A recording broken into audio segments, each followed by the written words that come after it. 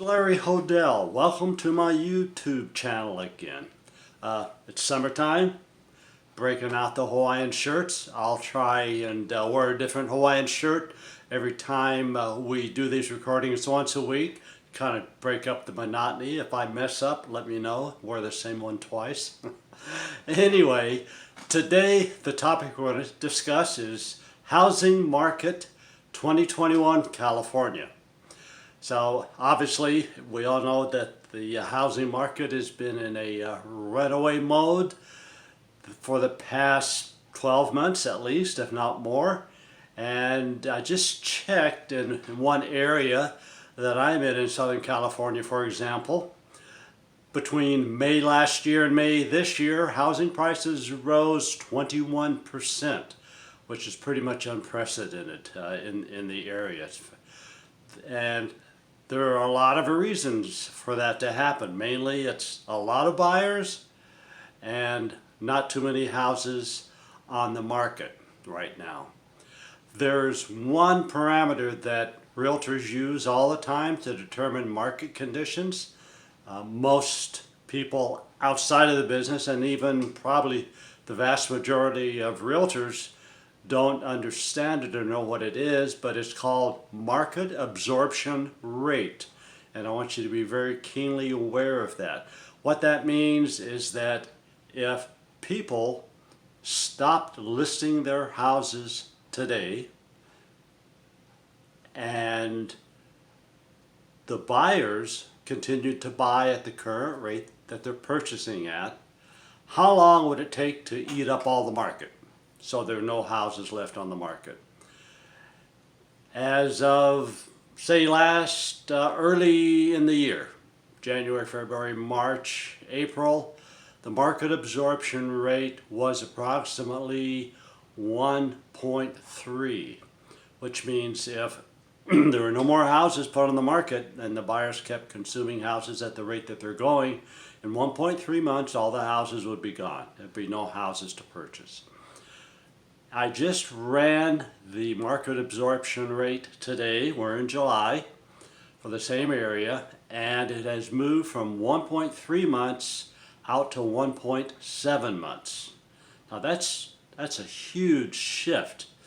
That means that there are obviously more houses on the market now for the buyers to buy. So instead of running it out in 1.3 months, it would take 1.7 months.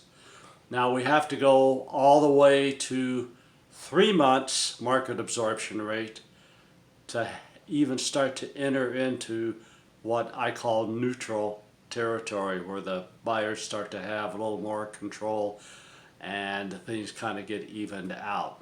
So just wanted you to be aware of the direction that the market absorption rate is heading. It's heading in the direction where they're assuming we have constant number of buyers, there are more houses, a lot more houses starting to come on the market. And the question is, of course, why is that? Well, one of the things is that the COVID-19 scare is winding down so that things are starting to come back to normal. Before, sellers would tell me, well, I don't want to list my house right now because of COVID-19. I don't want strangers in my house. I want to protect my family. I understand that. I was the same way. I'm sure just like all of you were. But now that scare is dwindling down. I just went to an Angels baseball game here in Southern California, and probably 90% of the people there, it was full capacity, 44,000 people. Vast majority did not have any mask at all on. So you can see that that's dwindling away. So with more people unafraid of the COVID problem with open houses, they're now starting to put their houses on the market, and that will increase even more next year. Many of my clients that I talk to are saying, you know, I'd love to have you list my house now, but I want to go ahead and just finish doing a remodel so I can get a little more for my house, and I don't want to hire it out. You know, I'm retired. I want to do it myself, and give me a call back next summer. So once these people hit the market, then that's going to make the number of houses on the market even higher, of course. And next year, a lot of people say, well, when my daughter graduates high school next summer in 2022, then I'll give you a call. We'll put the house on the market. So you can see the trend in the future is certainly to have more houses on the market. And this will increase the number of months before the inventory is gobbled up by buyers, assuming that no more houses listed. Now, what that also means is that the pressure on the prices on houses is going to decrease.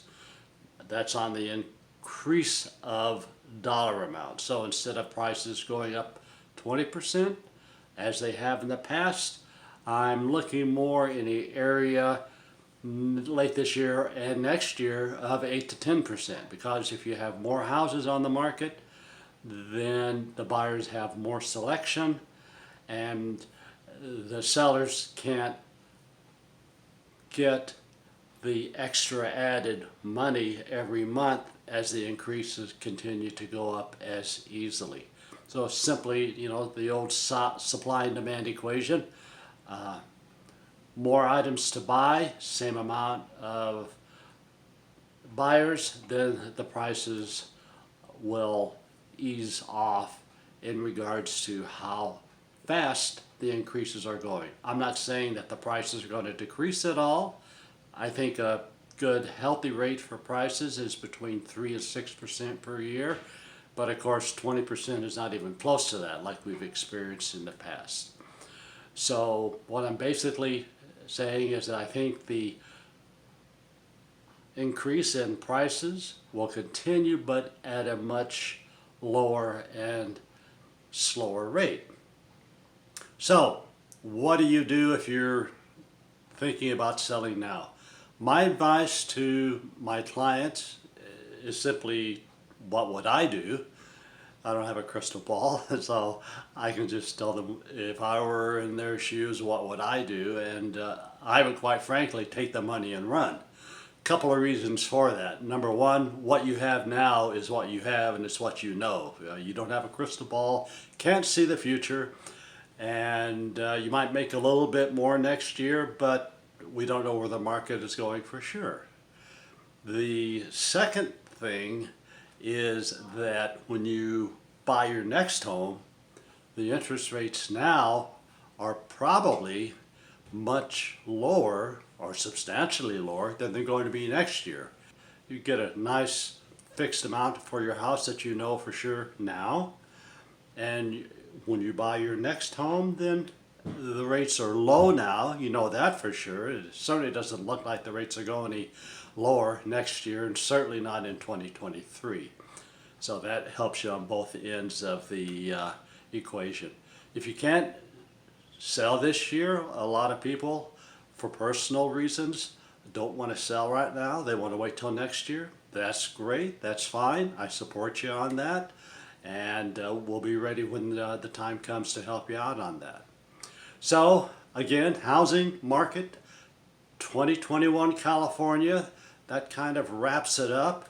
And if you have any questions at all, please give me a call or text or email. I'll be glad to answer any. I'm kind of like 24/6. I take Sunday off, but because I know there are a lot of terms that we threw out today, and I'll try and clarify them in the future. And if you would hit the like button, that would be great. And also the little button over there for subscribe to my channel. That way you won't miss out on any of the informative YouTubes that I have coming out on a weekly basis. And hope to see you next week, and have a great week. God bless.